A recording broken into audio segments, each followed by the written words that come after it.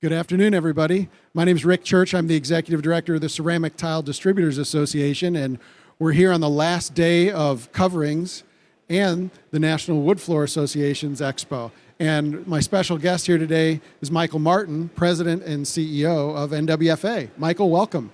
Thank you, Rick. It's great to be here with you. So we had such a great opportunity. Not many great opportunities were presented during COVID, right? This last year has been a challenging year for everyone. But our organizations had a great opportunity kind of as a result of COVID to co-locate the shows. Yeah, absolutely. I mean, I think that like most businesses, there were opportunities within COVID that we didn't see when it first struck and everything shut down. So as things progressed, we both of our shows had canceled some locations, and so it really gave us an opportunity to come together in Orlando because you guys, you guys had some extra space that we fit nicely into, and so it seemed like a no-brainer to try to do it. So thank you for letting us be here. No, thank you for working with us to do it, and also a natural fit because the coverings and the NWFA Expo represent the natural hard surfaces materials that we all are passionate about and love. That's correct. I mean, we generally find that most of our members are either selling or installing hard surfaces as a whole, not necessarily carpet. There tends to be a little more skill on learning to do tile or learning to do hardwood, especially the more intricate stuff higher up the food chain on both sides. So the skilled labor meets a different place within those two coverings. Right, and in addition to having kind of some shared attendees as a result of that, and maybe even a few shared exhibitors, which made the shows, I think, really exciting.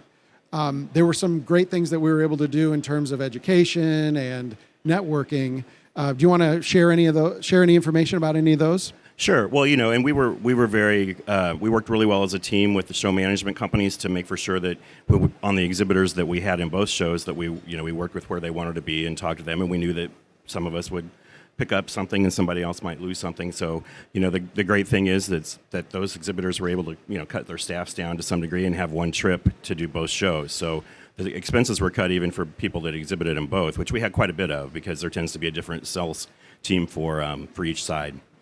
But what we really had the opportunity to do that we've never done before is to do a town hall together where we brought the wood flooring industry together with the tile and stone industries to really talk about skilled labor shortage and to talk about some solutions that we all have to work toward and getting down to the grassroots level of how that can be implemented within the local communities. Yeah, and that's a really exciting and important topic for all of us because that's the biggest challenge. It was before the pandemic, that was the biggest challenge facing our industry. And I don't know if you feel the same way, but I feel like it's actually an even greater challenge coming out of the pandemic. Yeah, absolutely. And I think that, as people come back to work, we know that there's still some people out that are due to COVID in their family or their children don't still have daycare and they're still at home and those types of things. So on the manufacturing side, that's really had an impact. With just having people on the line to work, plus the social distancing that was required there, has really caused the supply to be a problem. Getting stuff manufactured, when you're going to work every day and trying to figure out how many people are there because of COVID, to figure out how many people you can put on the line, it definitely affects production. You can't really plan on increasing production.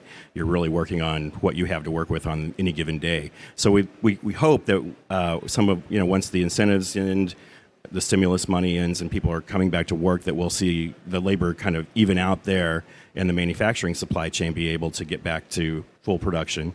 But we're also seeing supply issues, as are you, and I know that everybody's facing problems with imports and getting things in from other countries, and then once it gets here, it's sitting on trucks and there are no truck drivers to take it, and so it's there's a lot of time that's going to be spent unraveling the impacts of COVID until we get back to normal. So I don't see that ending this summer anytime soon. Do you? No, I agree with you. I think we're probably going into 22 a little bit while that unravels. Yeah. So, Michael, a lot of our audience might not be extremely familiar with NWFA. Do you want to share a little bit about some of the great programs that NWFA has? Maybe even talk about some of your focus, even your strategic direction for the next year? Yeah, I mean, give me an opportunity, I'll take it and talk.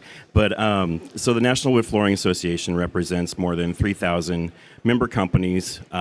We are company membership, so that represents about 25,000 individuals involved in the wood flooring industry. That includes the whole supply chain. So our association is a small market. We have manufacturers, distributors, contractors, inspectors. Everyone in the supply chain sits at the board table and makes decisions for the industry as a whole. So that's one of the things that's kind of unique about us. I know on some of the other areas you have contractor associations, you have distributor associations, and that's pretty normal. So we're a little bit odd there. I like to say it's like a family reunion. It's great to get the family together, but you put them at the table long enough, they're going to fight. So we try to take care of all our children in a special way. But it's great because we get to make changes pretty quickly within the supply chain to try to correct things. So from a strategic standpoint, clearly. Once we had to cancel our shows, we went completely digital with our trade show last year. So obviously looking at hybrid solutions moving forward so we can educate even more people coming out of our show. So while we have the live component this year, we'll also have a recorded opportunity. And I know you're doing live streaming like this as a result of those issues that were faced with last year's shows and holding a meeting. So I'm really excited about being able to take what was always a live event and really focus on that live attendance and taking it into a new audience that can't necessarily be with us every year. So we're excited about those things. That's definitely part of our strategic direction. Our online university continues to grow. We're up about 60% on people using it throughout the pandemic. So that's been a really great tool. And it's available, if there's something you want to learn about wood, our introductory sales courses are really great to get to know the product and understand what's going on. So if you're curious about wood, contact us and we'll get you into the university and let you take a look around. Yeah, that's great. Thanks, Michael. Did you, as a part of taking your show virtual last year and doing some of the other virtual training opportunities and whatnot, did you find you gained a new audience? Absolutely. So we canceled our show about 3 weeks before it happened. So we were 3 weeks out and we decided, okay, we can do this. We're going to hold a digital event on the same dates because we knew that our attendees had marked those dates on their calendars to be with us. And we knew they weren't probably going to be at work because of the shutdown. So we wanted to because no one knew how long the shutdown was going to last, we wanted to get into that window of they had us blocked off and they weren't working. And so we knew we would have an opportunity to get an audience during those dates. And we actually had more people come to the digital than we did the previous live event. So when we compared those lists, we had a whole new audience that came to us from a digital perspective.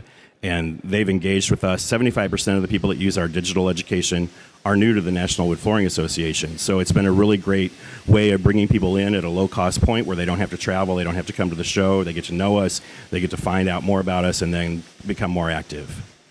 Did you find, and maybe it's too early to tell, but did you find that any of that new audience came to the expo this year live? Yeah, absolutely. I think some of the folks that went to the digital portion last year said, "Wow, this is great, and I want to participate in this live." So we are seeing a lot of new folks, and by and large, I think everyone expected a smaller show this year, no matter what industry you were in. And I know some of the numbers looking at June coming out of the meetings industry.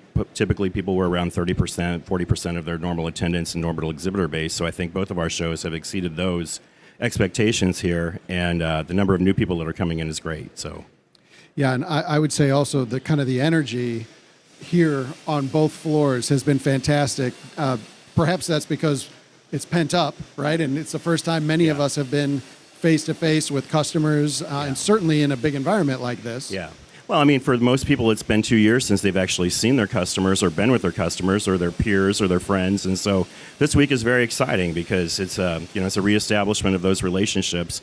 Zoom has been great, but I think most people are kind of done with Zoom now, and they'd like to actually shake somebody's hand or give a friend a hug. So I think that's been the most rewarding part of this week, is just watching those relationships come back to life. Yeah, that's right. Thanks, Michael.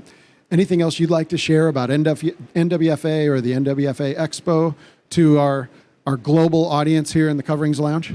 Well, the one thing I will say is during our town hall, we came together with the Natural Stone Institute, the Tile Contractors of North America, and NWFA, and we brought some of our emerging leaders into that group to talk with people live about what was really impacting the labor pool, and to try to come up with some solutions that would work for all of us, because we're all in this together. And I think that's one of the things we've learned from this show, is not only are we in this together trying to come out of COVID, but we're also in this together facing challenges, and that major challenge being the labor. And not only are we in it together, but we have now proven that we can work together effectively to find a solution. So it really gives confidence to, I think, the industries and being able to do that. Yeah, I've heard nothing but positive feedback on the co-location. We continue to be asked if we're going to do it again. And, the future is wide open. So I'm sure we'll have some conversations about that. Thanks again, Michael, for doing the interview. Thank I really you, Rick. appreciate it. Appreciate it. Nice seeing you.